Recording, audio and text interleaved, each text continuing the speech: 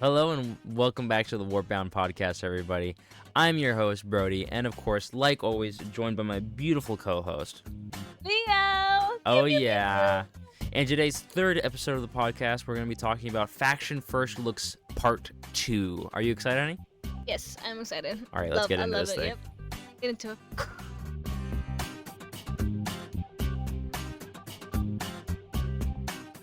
All right, so we'll start up with our first segment being hobby small talk. You up to any hobbies? My brain's frying. I finished a sister. Oh, Saint Celestine. So I finished her. Yeah. I mean, you built two other models, but they're like a part of the Saint Celestine kit, you know, like the two sisters about to fly next to her. So you built three models, but one kit, you know what I mean? Yeah. But that's pretty awesome. They look great. Can't wait to, paint them myself. Thank you for building my Sisters of Battle army. My Sisters of Battle army. Anything else that you've been up to? You've been dancing, you've been doing your Zumba classes, you've been crocheting, right? Yeah. Anything cool going on there? Dancing, yeah. Yeah.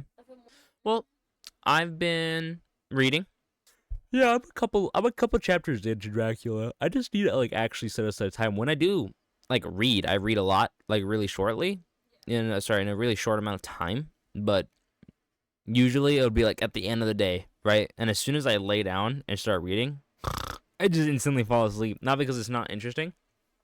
It's just I'll try and keep reading and my eyes keep when you're so tired that they fall down even when you don't want them to, you know?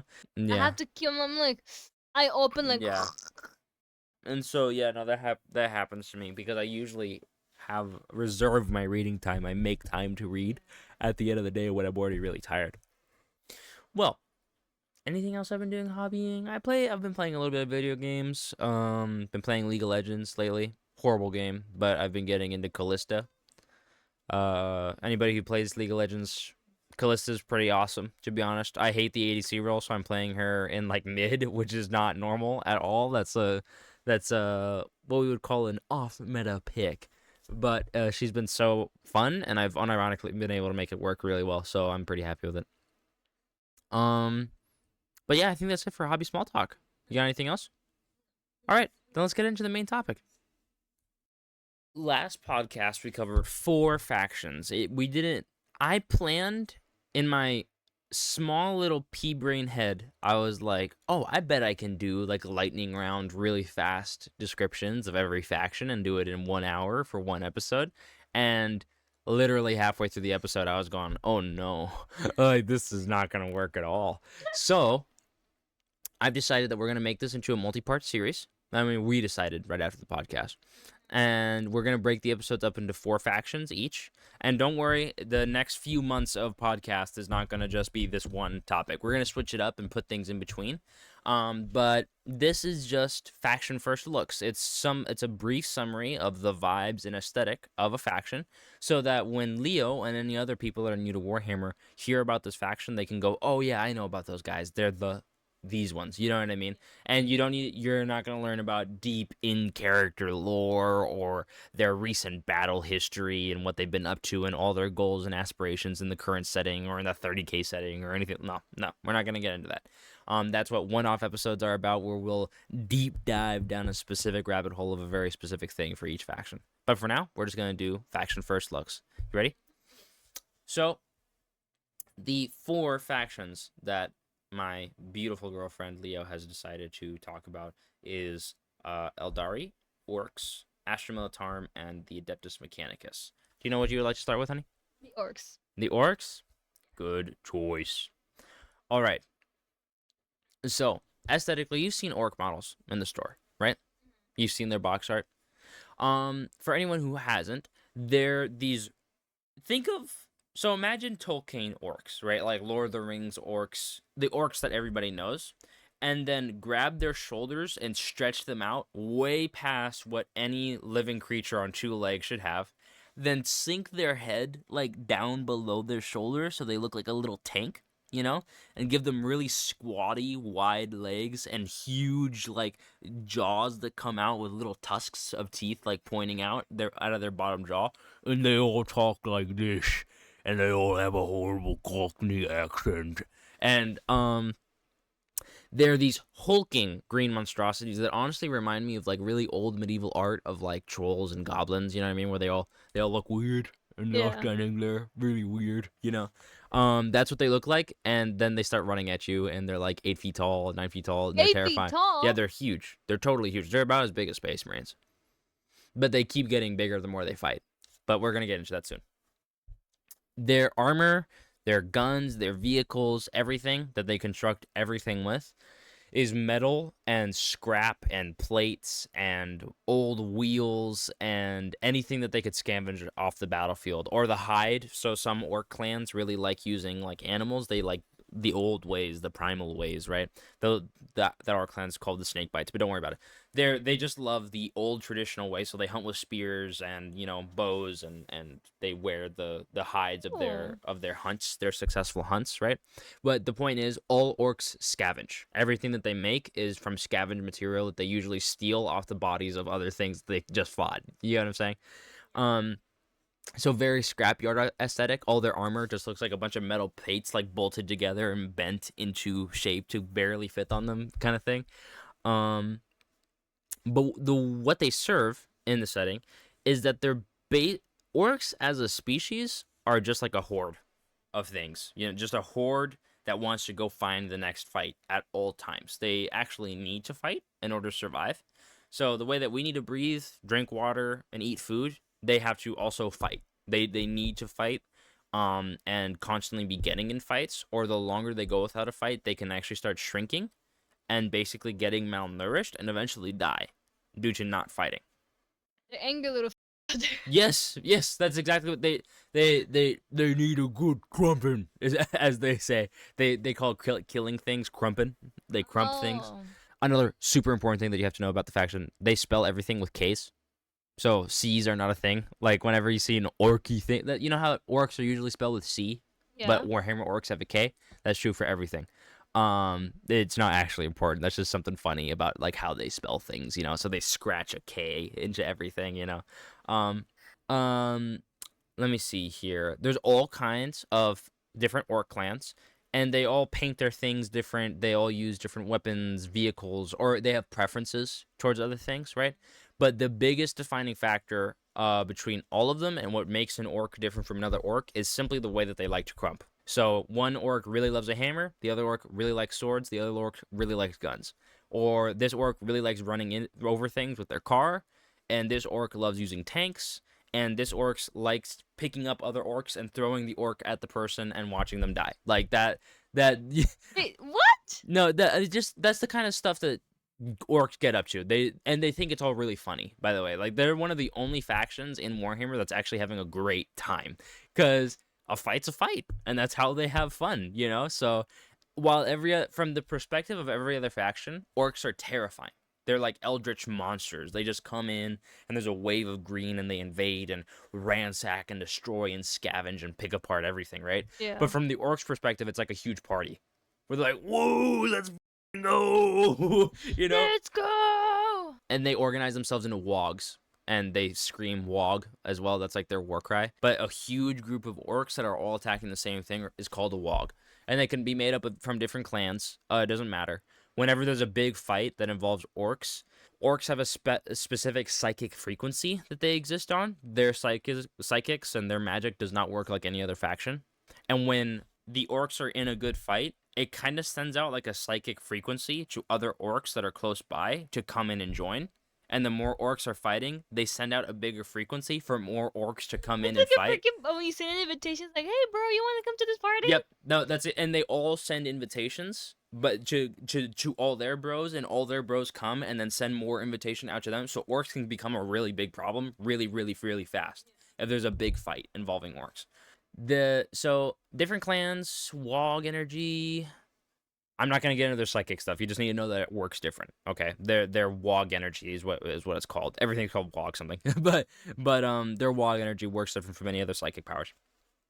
They have like all of them are all species within the orcoid genome. Like all orc species, are fungi. So they're mushrooms. Yeah. So the way that orcs reproduce, they're asexual, so there's no like sexual reproduction, nothing like that. There's not even females in the race. They're all boys. They all call each Oh. other boys. Everything's a boy. Everything's male. And in orc society, because like masculine energy is more attributed to war and everything, Yeah. and they don't give a about anything else but war. So why would there be any girls? There's only boys. You know what I mean? Yeah. You They're know, literally a club, just no girls, just boys. no girls allowed. They're those kids for real. That's what they are. And by the way, girl fans, if you feel bad about that, you don't want to be an orc. Trust me, you're not missing out on anything. Just imagine the dumbest boy you've ever met in your life, and then give him a hammer, and that's what orcs are. They're fungi, and they have whole cycles. I even made a YouTube video about this over on my channel, by the way. But they have whole life cycles behind how orc fungi will reproduce on a planet and start producing orcs on it. But basically, an orc dies, he releases spores, the way that mushrooms do, and those spores will become pods in the ground, and different kinds of orcs will start popping out of it. At first, squigs. So squigs are like the wild animals of the orcs. Have you ever seen an orc model that has like a little ball, like a little pudgy ball thing with 2 legs? They look Maybe? kind of weird. Let me see if I have any on the shelf. No, those are wild animals. They're like dogs. Oh, okay. They like the baby before. No, there's wild dogs, and then grots will come out. They're like little goblins. You've seen little goblins. Yeah. They literally just look like little goblins. They're kind of like the slaves of orc society. They work and do all the stupid stuff. And then boys will start coming out, and these are the war fighters. These are the big hulking orcs that you know, right? And they'll use the other portions of the orcoid genome, the other species within the orc society, to do other work for them. Everything but the fighting, because they do the fighting. And let me think. Green's the bestest color because orcs are green. One of the things that actually makes orcs really difficult to deal with is because they're fungus and they spread so easily. Like, imagine you just fought a huge war with orcs, right? Yeah. All of those dead orcs are producing spores as we speak, and they're going to produce more orcs in a few months. Then how do you get rid of them? Fire. Oh, that's what that was always fire. You have to just scorch everything. And sometimes that means scorching things that you don't want to scorch. You know what I mean? Like cities and like populated areas. Usually not with people in them. You know, I'm not saying you have to kill everything that ever made contact with an orc. I'm just saying that like a lot of infrastructure and a lot of the earth can become very contaminated, and it has to be decontaminated. Usually the quickest, most expeditious way to do this is through fire or some form of hellish burning, you know, that will just kind of wipe out life in the area. Or at least the ability to produce life for a while until it can be reintroduced slowly after we make sure that the orc menace is dealt with. Or otherwise, you might start having orc invasions pop up again, you know, because orcs will start getting reborn in the thousands if you don't deal with it, you know. So it's a very serious problem. Very, very serious problem when orcs invade. Even after you've dealt with them, it's still a serious problem that you will need to deal with shortly. Yeah, exactly. The only other thing that I think is super important to know generally about orcs is that they worship 2 gods called Gork and Mork. They're brother gods. And Gork, this is really important, okay? So I need you to pay attention. Gork is brutally cunning. And Mork is cunningly brutal. And orcs have fought for millions of years over which one is better. Brutally cunning or cunningly brutal. Gork is brutally cunning. Brutally cunning? And Mork is cunningly brutal. It don't make sense unless you're one of the boys. And then it makes perfect sense. What is that? Do you get why there's orcs are some of the funniest and silliest? Yeah, because they don't take things serious. But to them it's serious. But it's so funny. You know what I mean? Right. Like, but their version of serious is totally different. Like, I want you to understand that when you read a book about like orcs and fighting orcs or being imprisoned by orcs or something, when you're not an orc, they are horrifying creatures. They are absolutely terrifying. But if you're an orc, you don't care about the same things, and it's hilarious. Orc books and perspectives on things from the orc side is like, dude, they've got this Figured out, bro. Like for real, orcs are having a wonderful time in Warhammer, and it leads to orc players being some of the funniest and coolest guys you'll ever meet. Orc models are some of the funniest and coolest things you'll ever see, and their stories are some of the funniest and coolest you'll ever read. So orcs are amazing, 10 out of 10 alien faction. I will be getting into them eventually, because holy crap, they're so cool. Yeah. They just like to party, and party, which in case is Which means brutally killing everything in front of them. yeah. One thing to kind of like lean into that perspective, orcs have been known, they don't want to just crush whatever they're fighting. Like if orcs come to a world, right, and the world doesn't have advanced technology, orcs will leave their guns and like just fight with like fists and sticks and swords Ooh. and match whatever they're fighting, because they're not just here to completely destroy everything. Not the They term. want to have a good fight. Yeah. Like that's the whole, like, a good crumpin'. Like, and what that also means is boys getting killed. Like orcs have been known, like in their stories, right?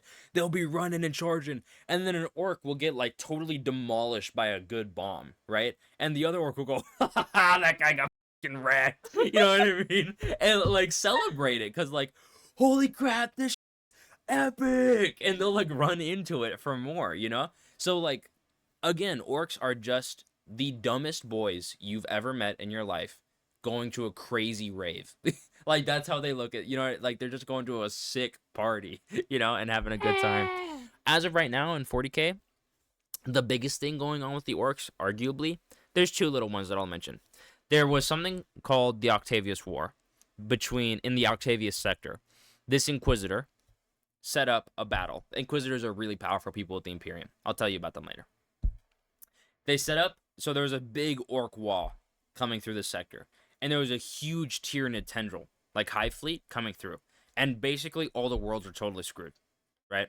And so they were like, how do we deal with this? Because what happens? Like, what can we possibly do? And this Inquisitor thought that it would have he had a great idea. What if, he thought he was a great idea. What if we guide the Orc Wog into the Tyranid Hive Fleet, let them fight, and then whoever wins will be wounded enough from the battle that in that short amount of time before they recuperate will come in and try and kill the other. Kinda makes sense, right? But remember what I told you about Tyranids? They eat everything, and the more they eat, the more they can produce. And you just sent millions of orcs at them. But here's the weird thing about orcs. They get stronger the more they fight, and they reproduce rapidly every time one of them dies. Oh, I see where this is going.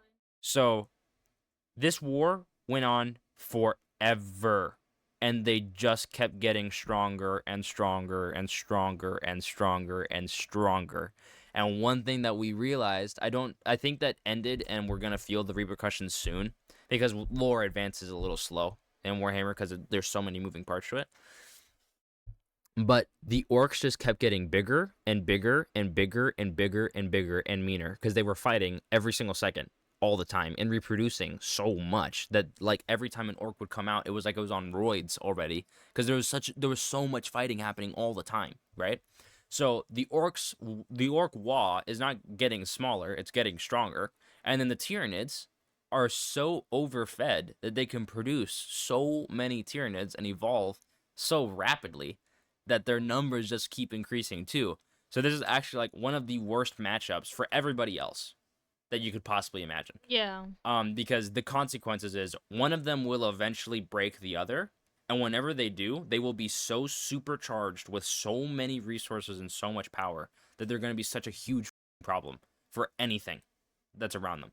So yeah, that's one thing that happened recently. And the other thing is there's this character called Gazgul Thraka, who's this massive, massive orc, and he's said to be the prophet of Gork and Mork, right? So the gods speak to him, and they're showing him visions of what to do in the future. Oh, okay. And he's leading one of the largest wogs ever recorded, and he's leading Orkoid society to the next level, and he's going to try and raise orcs back to the supreme power of the galaxy under the vision of Gork and Mork. And his biggest rival is a guardsman by the name of Commissar Yarrick. and they call him Old Bailey because he's missing an eye and he has like a red eyeball. Oh. And he's actually really badass, and he's like the orcs' #1 enemy. But the orcs all think he's so cool, because orcs love a good fight, and he can put up a good fight, and they're like, this guy's awesome. You know what I mean? Me next. No, literally. I'll tell you more about Yorick later, and the relationship that him and Thraka have is just amazing. Like, I absolutely love those two characters. But okay, what do you think? I thought they sucked, but now they seem like just chill guys. I mean, orcs trying to get quick. Just chill, guys. Damn, Buzz, I heard a little party's going down there. Let's go. Mm-hmm. Psst. Just like that. Literally. Yeah, that's basically the life cycle of an orc, and they're loving it, like every second of it. It's very, very rare that an orc will be scared or disturbed by a fight. If they do get disturbed by a fight, then what the hell are they fighting? Because that is not normal. That's only happened like a couple times in lore, Like, for instance, a Primarch, one of the sons of the Emperor.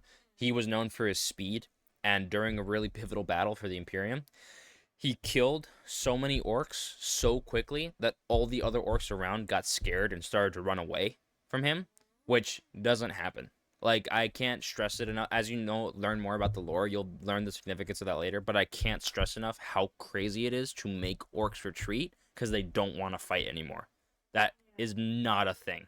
It's like, what's the enjoyment, man? Yeah, so they were like, this isn't fun. Like, this is terrifying. Like, run away. Like, for a fight to be that bad for an orc or an orc horde, holy crap. Take a look at whatever's doing that because they're dangerous. Yeah. But anyway, that's orcs. You like them? Yeah, I like them. Okay, cool. You know what? We didn't do this last episode, but I'll do it now just to test it out. Let's see if it works. Out of 10, what would you rate the vibes? Like, how much do you like the sound of them? How interested are you in learning more? 10 out of 10. 10 out of 10? It's just the looks for me. Yeah. That you don't like how they look. Yeah. I mean, musty. They look weird. Don't get me wrong. They look Yeah. weird. But once you get to know them, you can't help but love them. Yeah. Like, they're just so lovable. Unless you're fighting them, and they're terrifying, and you should just kill yourself. But otherwise, like, they're so awesome. One of the best, if not the best, alien faction in the game. Okay, who's next? So, the Astra Militarum, the shield against the darkness, the Empire's men and women serving every day to protect us from utter annihilation. Yep. So, in lore, as far as aesthetically goes, like, think of any military on Earth, any culture's military, any field dress, any ceremonial dress. There's a guardsman regiment out there that looks like them, because they come from all different kinds of planets, and different kinds of planets have different cultures, so they dress different and fight a little different, have different weapons, right? But they all serve underneath the banner of the Imperium. On the tabletop, for the most part, they look like World War II American soldiers. The green, the OD green, and the helmet, and the whole, like, just think of a World War II soldier in your head. That's basically what they look like. You've seen them before. You've seen their models before. Am I wrong? Like, they basically look like World War II with a little bit of semi-sci-fi armor plating, like a little bit on the shoulders and the knees, but like not really. Just barely. And their rifle, it's sci-fi, don't get me wrong, but like just barely. It's basically just a rifle. In the Guard they call it a flashlight because they think it does so little into what they're doing. Like, it's the cheapest weapon that you could possibly produce.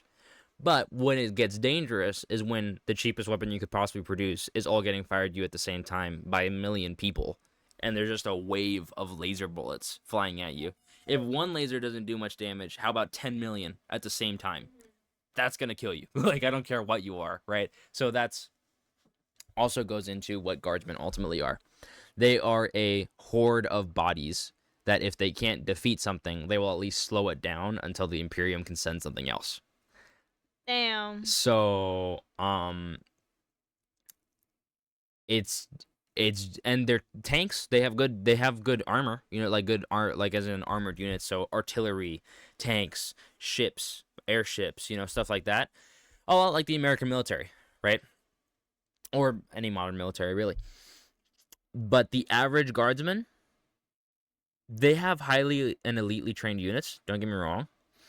They have very special units, units that are highly valuable that you don't want to lose during a battle. But the average guardsman is as good as gum underneath a tank's dreads. Like their body, if they fall, don't worry, their blood will oil the treads of the tank that's gonna roll over them in a little while, or their body will be used as cover to prepare for the next wave, or their body will be stripped for all of its ammunition because the guy right next to them needs it immediately, and they will continue shooting because that's Warhammer. Like they don't have time to stop. Damn. You remember Hell's Reach, right? Yeah. Think about how many people were dying, like all the time during that battle. Only a few of them survived.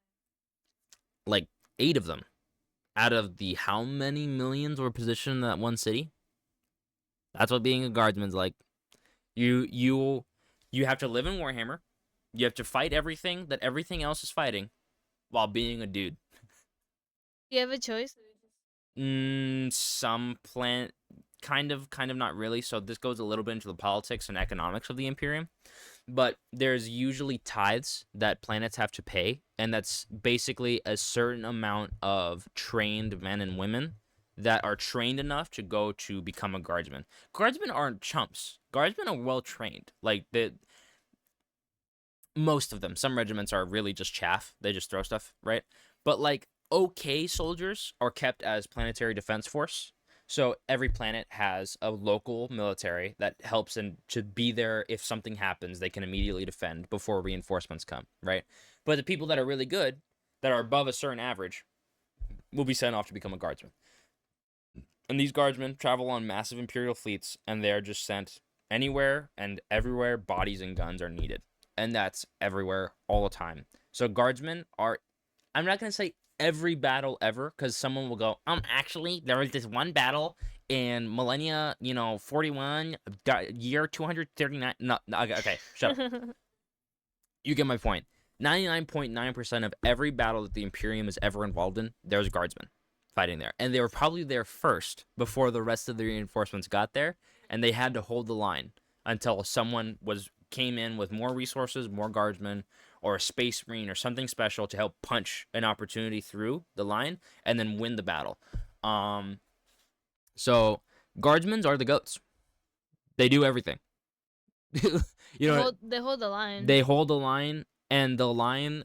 So imagine the Imperium is like this big circle, everywhere. The guardsmen are holding every single line within that circle and outside of that circle all the time, everywhere. So again, guardsmen are the goats. I even have like a little note right here that says like things that they're up to. Everything. They're everywhere. They're fighting every fight because guardsmen are the goat. The guardsmen on the tabletop. One, I've seen 2 people really, really love guardsmen. Specific people, because I think everybody loves guardsmen. They're awesome. But 2 kinds of people really love guardsmen. Military, veterans, or like currently enlisted military guys, because there's a lot of people like that play Warhammer, especially in my area, right? Yeah. Where there's like, yeah, I know this aesthetic, and this is awesome, and this is sick. This speaks to me. I can relate to these people because I'm a soldier too, right? Or the person that likes the story of the average Joe standing against impossible odds. Like you should never be able to win this fight, but you can because you're awesome. You got what I'm saying? That like indomitable human spirit. Have you seen that meme where it's like humanity like has just this immense willpower to do anything and get through anything? That message of the indomitable human spirit where humans will not give up. Like that's the special power that humans have. The guardsmen embody that in its entirety. They are just the human spirit holding back the darkness, And so yeah, they're awesome. They're badasses. They have so much lore and they're amazing. I absolutely love them. Any questions? Okay, so the Adeptus Mechanicus. You know what? Since we're gonna do a few of these faction first looks, and like I said before, we're gonna do a faction first look. We have 8 factions to play with now. The next couple episodes, we're gonna mix it up. We're gonna talk about a bunch of different things having to do with those 8 factions that you've become familiar with, and then we'll probably do 2 more faction first looks afterwards, because that should cover everything. The main faction types that are playable on the tabletop. That should cover everything. What I'm trying to say here, what was I leading up to? Oh, I'm going to experiment a little bit. What do you know about the Adeptus Mechanicus right now? What are those again? The guys with the red robes and the robot arms. Remember Hell's Reach? The you will not approach the Titan. Oh yeah. The ones that literally have like machines carved into them, Yep. and somehow they're still operating like not really like a human. They're just Human? You know what I mean? Like, you're human, like, really? it's like I see something in you. You That's were human. yeah, Like, we're human. is a really good way to describe it. You were once a human. Now you have robots.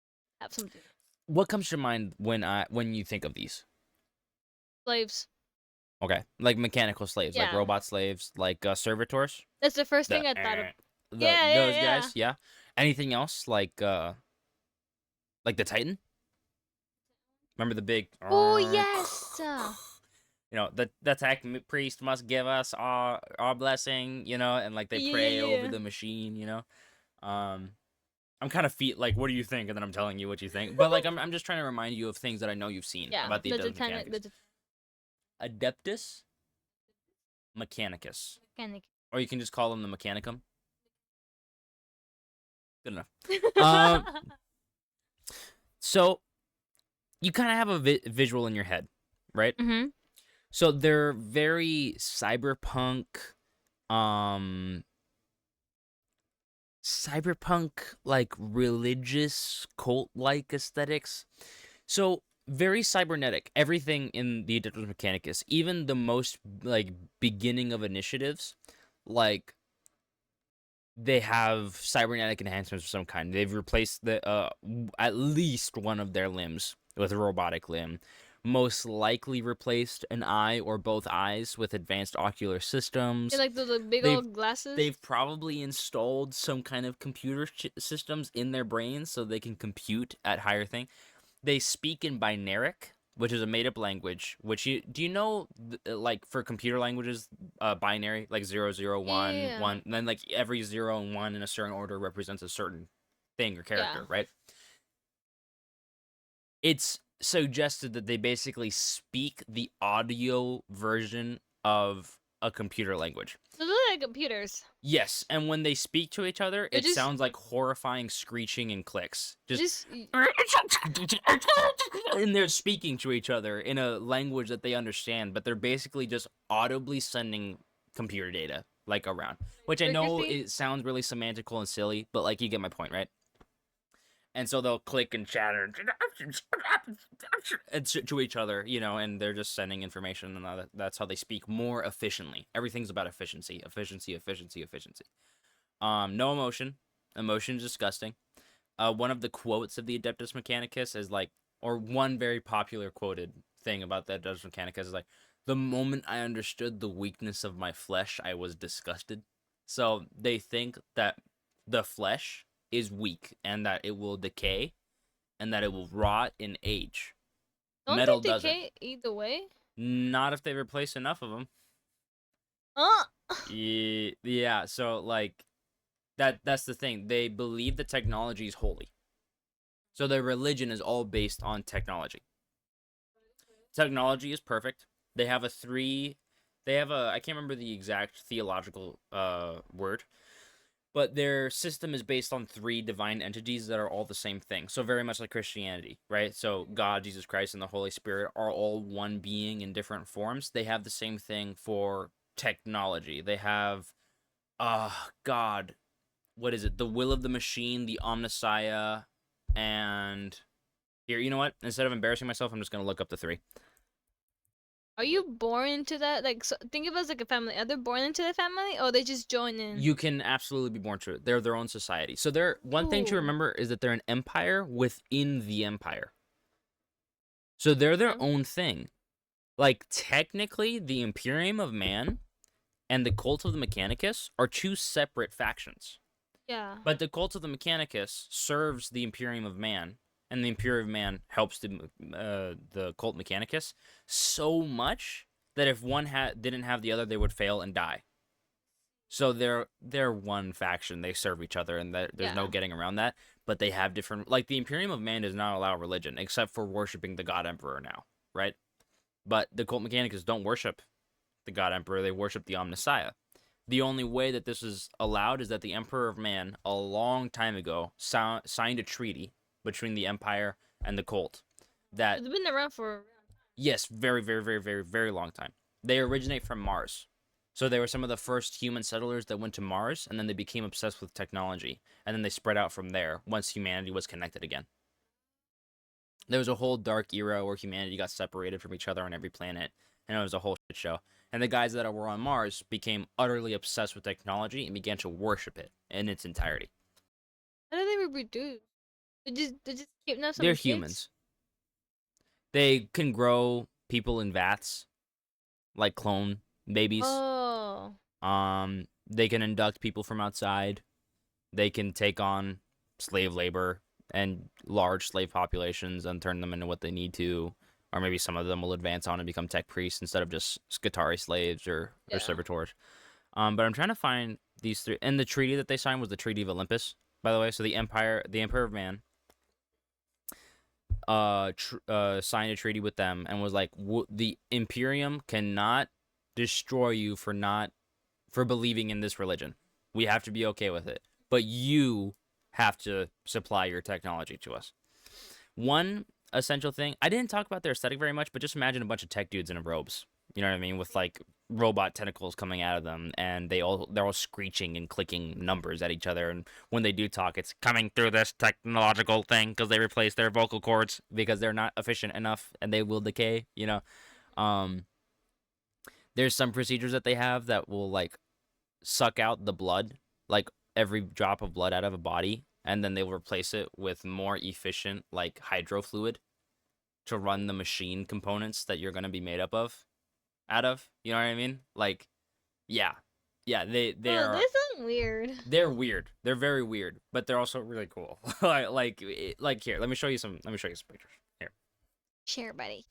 But they have that trifecta religion, right? Where it's the machine god, the Omnissiah, and the will of the machine. They have like some special name. The biomatter. Yeah, here's a good quote. These are the chants of the journeyman verse. So it's a religious text for the Mechanicum. From the weakness of the mind, Omnissiah save us. From the lies of the anti-path, circuit preserve us. From the rage of the beast, iron protect us. From the temptations of the flesh, silica cleanse us. From the ravages of the destroyer, anima shield us. From this rotting cage of biomatter, machine god set us free. You kind of get their vibe? Yeah. Metal and machinery will save us from the prison that is our flesh. Rotting. Yes, because technology is eternal and correct in its current form, which is an important thing I'll get into soon. But technology is eternal. The flesh is momentary. So therefore it is weak and inefficient and must be replaced. Damn. Kind of metal, kind of crazy. Like, you're not going to invite these guys over to the brunch party on Sunday. Oh. But you're going to take their guns and their ships when you need to fight a war. There's an important thing, though. And it's a part of, like, the dark setting of Warhammer where there's a stagnance, right? Like, things aren't moving forward. We're not evolving. We're not pushing forward. Every faction is just eating at itself and everything around them so much that we're all going to kill each other without advancing, right? And none of us can stop this cycle of warfare so much that we're never going to take the next step that we need to take, right? So we're making a prison for ourselves. It's kind of the horror, the grim darkness of the Warhammer 40k universe.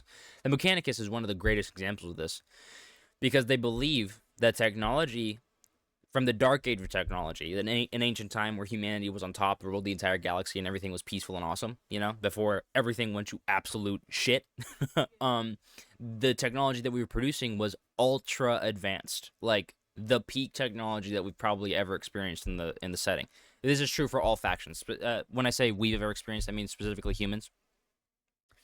But this is true for basically all the factions, right? Besides maybe Tau, there was like a time where everything was bitching, and then it's not anymore, you know? Yeah. So the Mechanicus worship technology from the previous time and don't believe in it getting better. Because they think that if you're trying to make the technology different, change it in any way, use it for something that it wasn't meant to be, or not respect the soul that they believe is in all technology, then you are disrespecting the Omnissiah's ultimate plan, right? Or ultimate design. So this gun that they designed, they're designing it the same way every time and never improving it or allowing it to be improved because this is how the Omnissiah decided it must be built. You get me? Okay. So their religion restricts them in a lot of ways too, even with the thing that they're best at, and they refuse to change the way that they do things because over the course of millions of years, they've convinced themselves that changing it would be against their god. Yeah. You get me? Um, their aesthetic. One thing I can get into their aesthetics, I guess, is that they're on one hand they're very cyberpunky, steampunky, right? And on the other hand, they have a lot of robots and everything that are very like retro futuristic, you know? So like you remember me playing Fallout Yes. where the technology looks old, but it's like really advanced, but it's the way like a person in the 50s or 60s thought it would have looked like. There's a lot Yeah. of technology in the Adeptus Mechanicus that has a retro futuristic aesthetic to it. Not all of it. Trust me, there's some shit that looks creepy and freaky as shit, okay? But they have like these robots that are like I can remember seeing them in comics from like the 60s, whenever I would like be at an antique shop or you see an old cartoon or something, and they're like the Martian Man robot, and they have like the circular like head. Oh Yeah, yeah. yeah, and like the Jetsons aesthetic, that one cartoon, like that is an aesthetic that is pertinent throughout the whole faction, but not every single little bit. I would argue that they're much more of a punky, steampunky, cyberpunky aesthetic, but they have some of that retrofuturism built into them. Um, Let me think. What else do I think is really important? They're the arms dealers for the Imperium. They develop all their technology. They build their ships. They set up the factories. They produce the guns, the ammunition. They bless everything. They pray over all technology. Um, they've spread this belief that there are machine spirits. So the soul of the machine, like this computer, if something were to start going wrong with it, well, one, when I turned it on, a tech priest would pray so that it works well, right? To the soul of the machine. And then if it started working wrong, instead of me, you know how I like open things up and look in the settings and try and Yeah. reroute, a tech priest would get out his incense, start burning, and like playing a whole holy song, please, like and he would start praying for it to start working. The funny thing is, it works. So are they right? Do machines have souls? Or is there something else going on here? Maybe it's their voices. Maybe they're just a frequency. Something. The thing is, the power of belief, I think it's very real in a lot of ways in real life, but like it's really, really real in Warhammer. Like if enough people believe in the same thing at the same time, shit's gonna happen. Like that's how Warhammer works. That's how energy and psychic energy and everything works in Warhammer. Um so yeah, that's the Aeldari Mechanicus. What do you think? They're they're really interesting how they're all about technology. Mm-hmm. But they also constrain themselves from really advancing Mm-hmm. their own technology.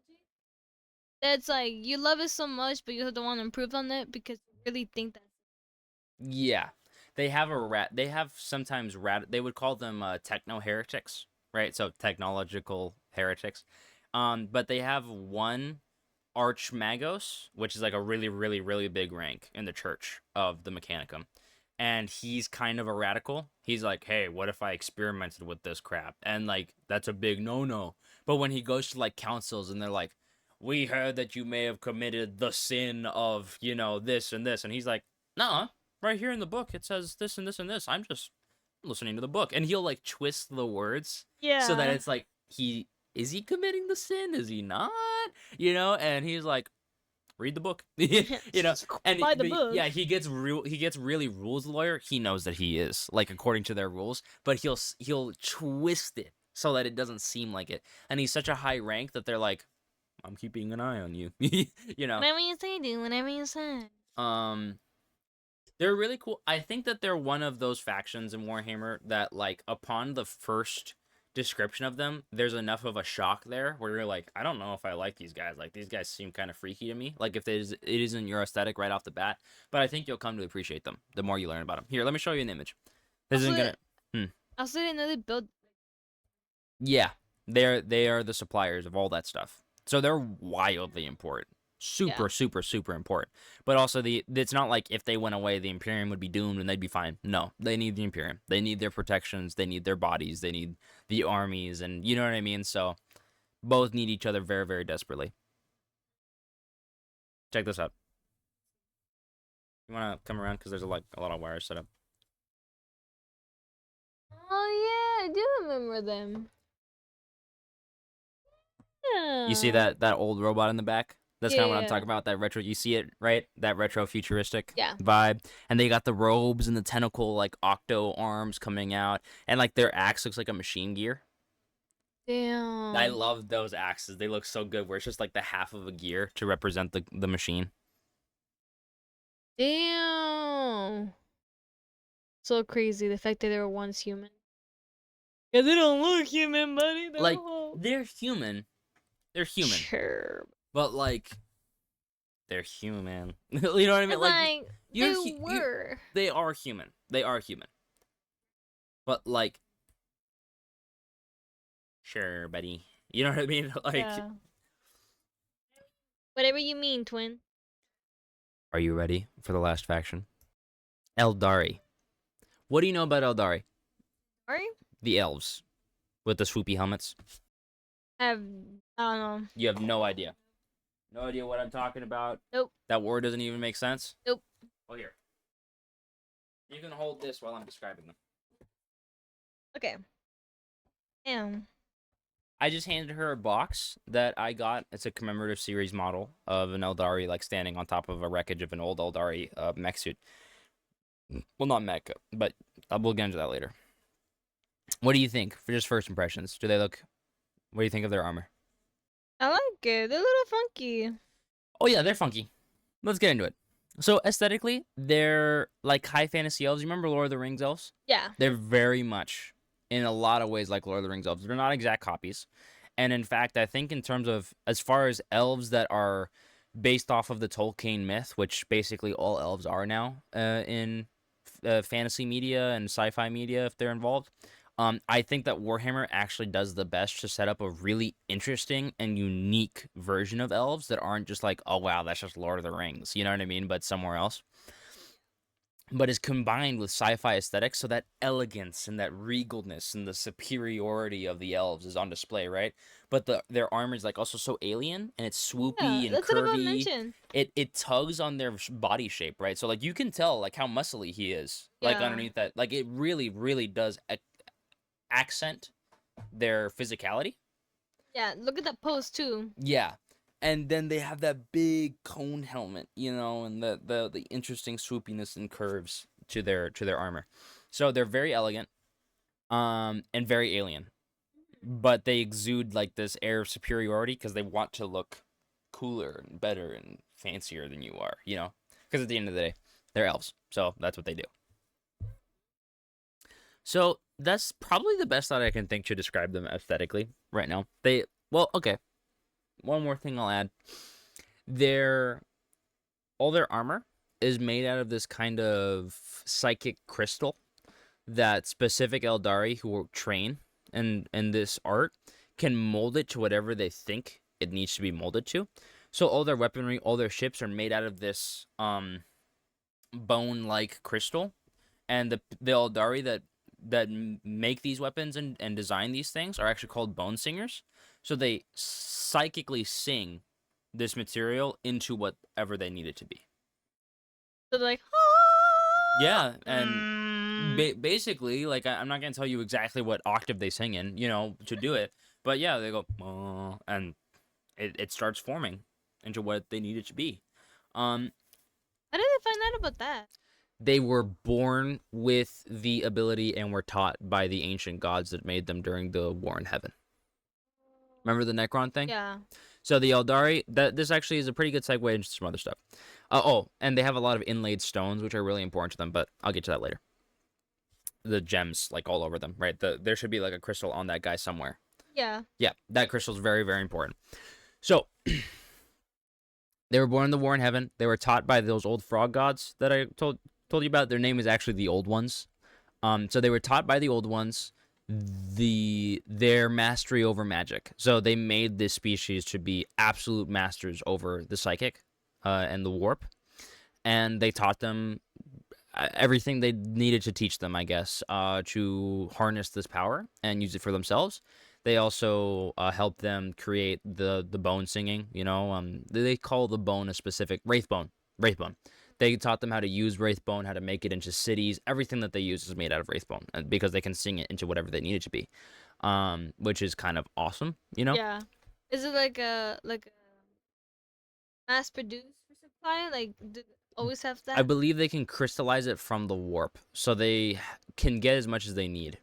Oh, damn. Unlimited resources. Okay. Kind of. Yeah, it takes a lot of effort. It takes specific skills. It takes time, so it's Yeah. not unlimited and it can be cut off, But that's as far as my understanding of Wraithbone goes. So they were the sworn enemies of the Necron. They hate the Necron, and the Necron hate them. Yeah, the Necrons see them and they go, wow, wow, wow, wow. You know that, like, the Egyptian, like the meme song, Yeah. The Necrons do that and they start shooting them as soon as they see them. Let me think. They're one of the oldest races. That makes them one of the oldest races in the entire galaxy. Oh,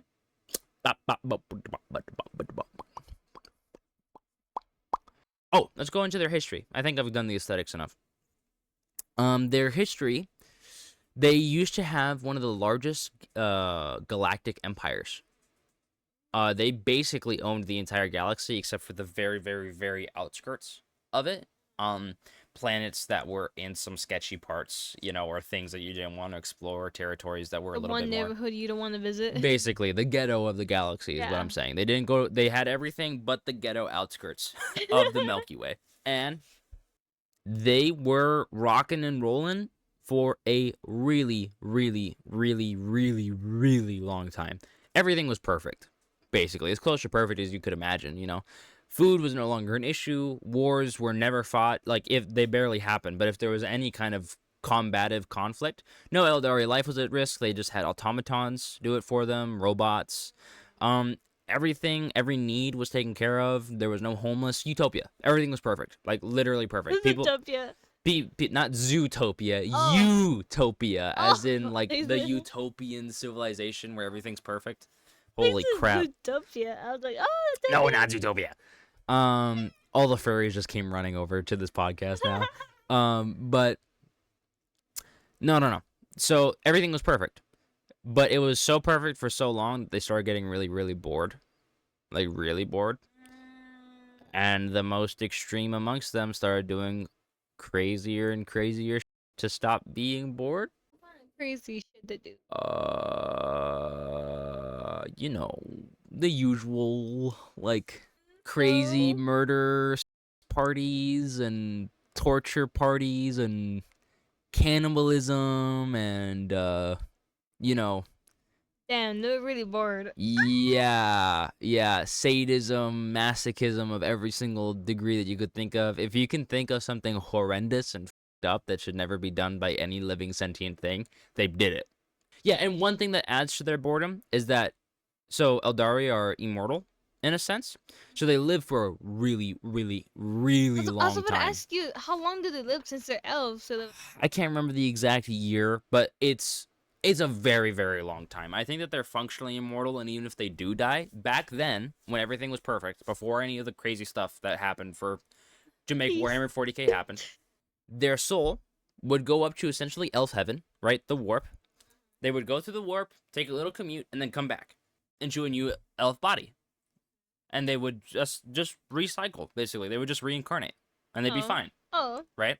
So imagine you just die and come back and die and come back. There's no risks. There's nothing. Like, nothing matters, Like, and even if we do have a crazy murder party, I'm just gonna be right back to party next week, too. You know what I mean? Like, that. Yeah, for real. That's how they lived. So it kind of like made the boredom even worse because you're never gonna leave. There's no risk or anything like that. So the pain is just something to do, basically. Like.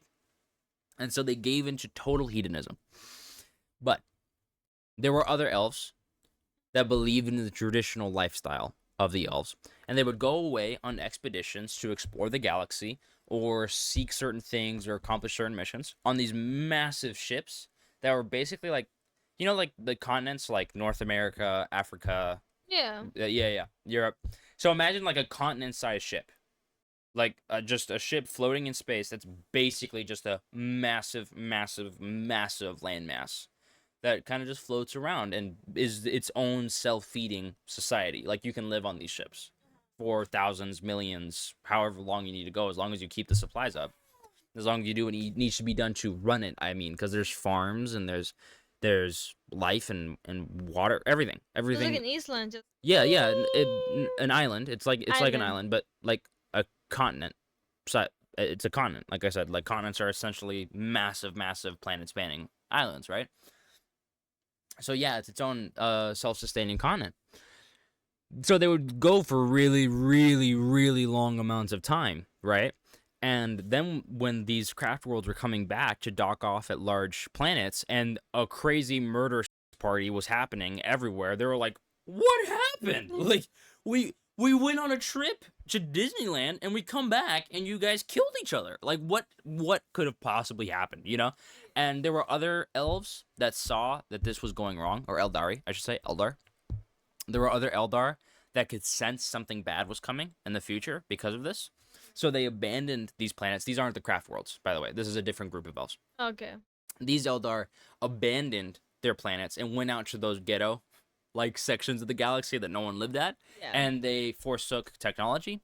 They forsook their conveniences, everything that gave them everything for free. They said, "No more. We're going back to a primal lifestyle." So they farmed their own food. They made their own huts and villages out of the natural nature around them, and they used their psychic abilities to connect with nature and become one with the planet itself. So they literally went hippie because they were like, "Yeah, the big cities have totally lost their shit, dude. Let's just go out to the country and live What you say? live with the birds and the bees, baby." You know what I mean? And they went to live out by the river, and they went to total primal living, And they're awesome. They're so awesome. I love the Exodites. That's their name, by the way. I don't know if I mentioned that. They're called the Exodites. They left. So the Exodites abandon society. Craft worlds come back, realize, "Oh my god, everything's gone to shit. We need to go find every normal Eldar that we can find, take them on our craft world, and leave before something bad happens." Because the big psychics, they're all like super, super psychic, by the way. All Eldari are very, very psychic. It's just that the even better psychics amongst them usually can tap into immense powers, right? So they have these psychics that were called seers, which can see into possible futures, right? And they couldn't necessarily see exactly what was going to happen. At least I don't think the vast majority of them could, but they could tell something bad was going to happen. Something very, very bad was coming for them because of this. So they all tried to run away as far as possible from the main heart of the Empire, which was nearer to the center and certain populated areas of the galaxy. And then, you remember how I said belief really matters in Warhammer? So pouring a certain kind of emotion into one place reflects something in the warp. And because of all the death and anguish that happened in the War in Heaven, the warp started getting a little weird. And then all of this crazy murder that started happening, like and I'm just using that word to describe the plethora of horrific things that they were doing. But all this crazy hedonism that they were partaking in was piling into such a dark emotion, and power in the warp that they actually gave birth to a god, a dark god of excess and pleasure and addiction and everything disgusting in between that you could possibly imagine. And that dark prince became the fourth of the four dark gods. So you have Khorne, the god of war, Nurgle, the god of plague and disease and stagnance, Tzeentch, the god of change and magic, and then Slaanesh, the god of excess and hedonism. And they gave birth to one of, the four Satans of the universe. Damn, the reason. Yeah, not that one is one of the good ones that left. Oh, the Drukhari, the Dark Eldar, are where they made an essential split in the Yeah. species and basically created a different species of elves. And the Drukhari are the ones that did the Slaanesh thing. And when Slaanesh was born, the birth of this god was so strong that when, I'm going to call it a she, okay? when she screamed, when she was born, she screamed so loud that she caused a tear in real space. Oh. So you remember how I said the world eaters, they in the last episode, they ran into this hole in the galaxy called the Eye of Terror? Yeah. That was a portal between the other side and our side. This portal was opened because Slanesh was born. And when they screamed, they caused a tear in the fabric of reality. And now there's just a gaping hole to hell just sitting here, right? And that scream ruptured throughout real space through the Eye of Terror and killed half of all Aeldari instantaneously. All, just half wiped out across the entire galaxy. Some planets were just completely gone. Some craft worlds lost huge amounts of their populations. Most planets just saw half or more of their population disappear. Like that. They just dropped dead instantaneously. But they weren't going to come back with the reincarnation thing because she ate their souls when she killed them. Ooh. So she screamed, breathed in, and immediately consumed half of all elves. Oh. Yeah. What are they all that about? What do they think about that? Scary as shit. That's what. The Aeldari Empire just completely collapsed, like instantaneously, overnight. They lost everything. And now they can no longer reincarnate. So they have to protect their souls from Slanesh. Because if they die without protecting their soul, storing it somewhere, they will be eaten by Slanesh and tortured for all of eternity. So all those that got eaten by her, Mhm. they're getting tortured? Yeah, they've been fed upon, and their anguish feeds Slanesh in the warp. Now they're really getting something. Yeah. I mean, They brought it on themselves, but the thing that sucks is all the elves that didn't. Yeah. All the elves that ran away and were like, this is wrong, and they died anyway because of the sins of the other elves. Yeah. You know? And so Slanesh's favorite meal is Aeldari souls. That is. Right? That's horrible. It's horrible. Like, it's such a terrible tragedy, you know? But this left a power vacuum in the galaxy. Humanity would eventually rise, become the dominant empire, take over all these worlds that were left abandoned or so super weakened. And Aeldari suddenly went from the guys everywhere, you know, like they were the big boys on the block, to a dying species that will go extinct if they continue to die and be fed upon by Slanesh.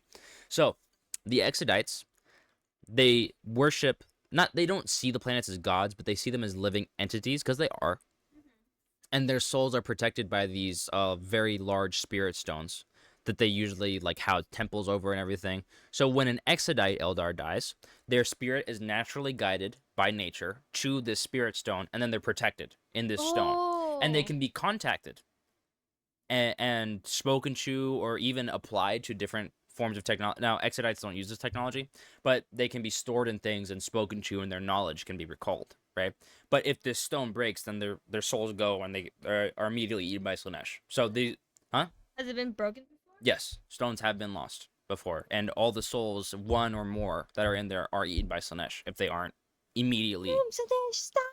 So, like, these stones, and all the Eldar have some kind of version of this, except for the Drukhari, which I won't talk about right now. But the Exodites have these world stones, right, where they essentially use the world and different gems around it to store them. And the craft world Eldar, all those gems that are in their armor are spirit stones. So when they die, their soul will get captured in this spirit stone, and then the spirit stone can be protected, brought back. And do you see that robot thing that he's stepping on top of? Yeah. So that's a Wraithbone construct. I can't remember their exact name. Wraith Guard. And so there are these bodies, right? These robots that don't move, that are made out of the Wraithbone. And then you put a spirit stone in them, and the Aeldari soul inside that spirit stone will take over the Wraith Guard and essentially be able to fight again through the Wraith Guard. I see. But these stones are of the utmost importance to all Aeldari, because this is, well, their previous generations, their elders, the people that they loved. And if they get fed to Slanesh, Slanesh only gets stronger. So she's harder. Like, the big thing that the Aeldari are trying to do right now in 40k is find a way to free themselves from Slanesh, or even kill her, so that they are no longer underneath her control. Yeah. Because, like, they don't control an Eldari's actions, but every single decision has to be made with the utmost importance, because if I die, then I'm in a spirit stone and my effectiveness is greatly reduced, so the fight gets weakened, right? And if the spirit stone breaks, then no one can ever call upon any of my knowledge. I'll never be able to help again, and then I'll be eaten by Slaanesh and make her stronger. You know? It is really is sad that there was peace before, Yeah. and then some bitches were like, ah! Yeah. It literally caused this whole thing. They literally went That crazy, freaky style, blah, that and the young yeah, generation have to face it. right. And Those all future Eldari are cursed with this now. Like it's terrible. Like they got a bad deal, and trust me, there's a lot of bad deals in Warhammer, but they got a really bad deal. you can't even die in peace. Now that you can finally die, Right. Even when you do die and you're like, quote unquote, out of this universe, you're not actually at all. Like you just a ping pong slave yeah. on her. A ping pong like that. You think that's what Eldari being tortured with? Million-year-long ping pong games where they just have.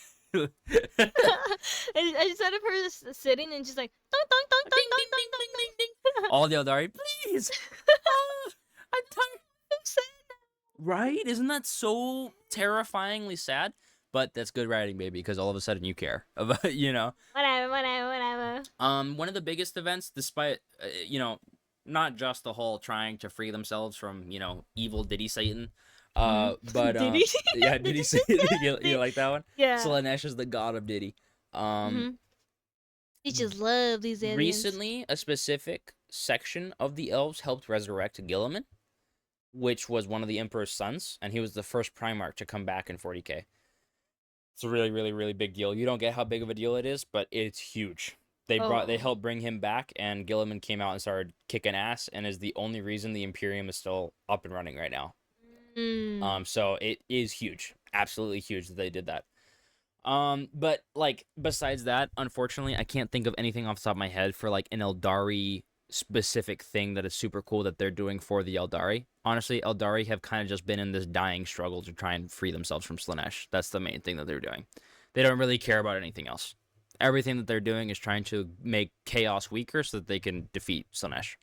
Yeah, I mean, they have their own battle. They have to that's their battle. And like they like every time that they involve themselves with anything else, even if they're like, I need to kill this faction, it's so that I need to kill this faction so that I can get back to doing this, or so that I can get this thing that they have to continue the fight. You know what I mean? I need to weaken these ones so then I can go get closer to her. Exactly. Like everything they do and their entire life cycle revolves around defeating Slaanesh somehow. How long do they live? Here, you know what? Let me look up a specific number for you, because it bothers me that I don't know this. I used to, but I can't remember it off the top of my head. I kind of have a little bit of a headache.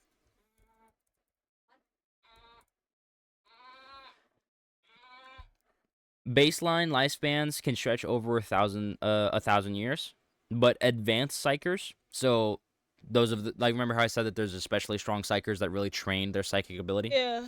They can live for several millennia. There's an example of Eldrad, who's a main character in the Eldari faction, who's lived over 10,000 years.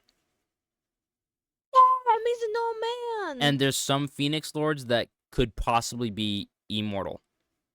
Oh. So their longevity isn't true immortality, but rather natural resilience and advanced biology, though they typically succumb to violence or accidents rather than old age. So Eldari don't really die of old age. They die in battle. They die in battle because of her. Yeah.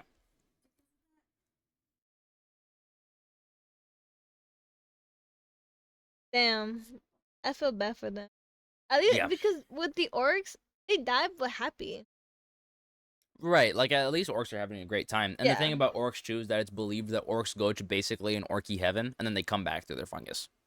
Now, they're not aware of that. Like, no Orc is like, I remember my third life. You know, like, that's not what it is.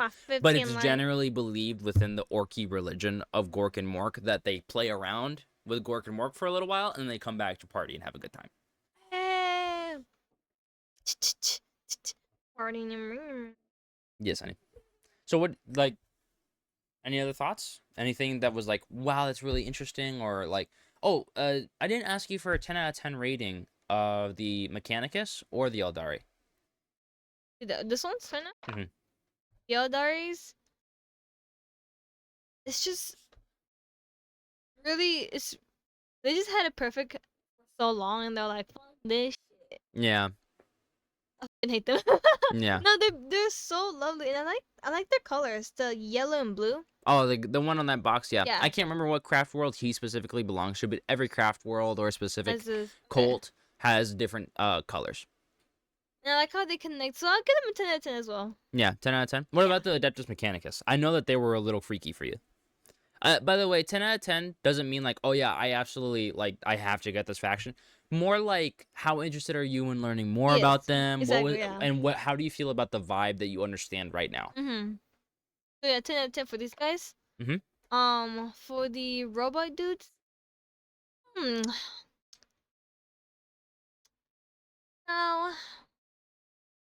I think I'll give it an 8 out of 10. That's what I thought you were gonna say. I like that. Because I know that they're not your favorite thing. Like, just based off of vibes, I think that the body horror, cybernetic computer things are not going to be your favorite thing right off But the I bat. like the red. Their love the red is red beautiful. choice. Their history is sick. Some of their, like, they have titans. Do you need to hear anything else? They have titans. Like, that's one of the coolest things ever, you know? Me want to be next to one. Yeah. But, okay. And did I ask you for a 10 out of 10? I did for the guardsmen, right? Give me, you know what? Let's do all of them. You did the other two. So guardsmen, what do you think of them out of 10? Guardsmen's slay. Right? Yeah. The guardsmen are the little. The dudes, the Yeah, the dudes. average Okay, Joe yeah. holding Yes. back everything. Literally, they're just there to for time. Yeah. So 10 out of 10 as well. And then orcs were a 10 out of 10. Eh. The lowest being an 8 out of 10 is perfect because even if it's not necessarily your thing, I'm hoping that my vibes check, you know, me, the faction first look, and when you kind of start learning just the little basic vibes. I hope that they're cool enough for you to go, maybe they're not my thing. Like, I don't love them as much as the Aeldari. For instance, I knew that you were going to like the Aeldari. Yeah. But, like, just because the Mechanicus isn't my perfect aesthetic doesn't mean that I don't want to learn more about them. I do want to learn more about this, especially the fact that they make all the machinery for the. Yeah, that shit gets crazy. That shit gets really crazy. How the fuck did they get all that resources? Just... That's crazier. That's awesome. But, okay. Did you like this episode? I did like Did this you find it episode. fun? Yeah? You excited for the next one? Yes. You know what? I figured we can do a little segment where we can talk maybe about sneak peeks into what the next episode might be. Okay. This is always eligible to change just in case a certain editing schedule comes up or we have a different backlog of episodes and I'm like, this episode's going to take longer to edit. I need to switch it. We can talk about somebody's skull. Oh, the Lord of Skulls? Shh. No. You can say the name, honey. I'm not saying you have to keep it secret. Oh. Get people excited about what we're going to talk about next. But yeah, the lower skulls.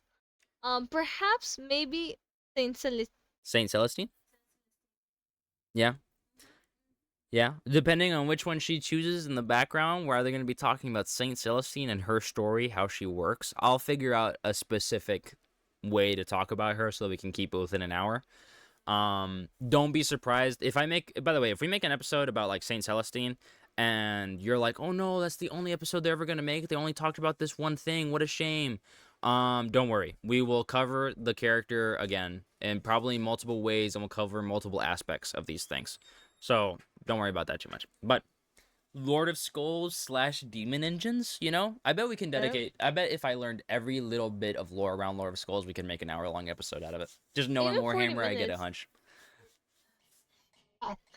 But yeah, okay. Lord of Skulls, Saint Celestine, and maybe later some more faction first looks are what you can be looking forward to over the next couple weeks. Anything you want to say before we leave, honey? Have a great day. Nice. That's so beautiful. If you want to see more of my content, you can find me on X at T1Shaker and basically every other social media platform at Shaker40K. I make YouTube videos, I have an Instagram, and I have a TikTok. I'm not great at posting on the TikTok. The TikTok's the worst of all for me. But yeah, no, you can find me there. All right, guys. I hope you have a good one. See ya. Goodbye.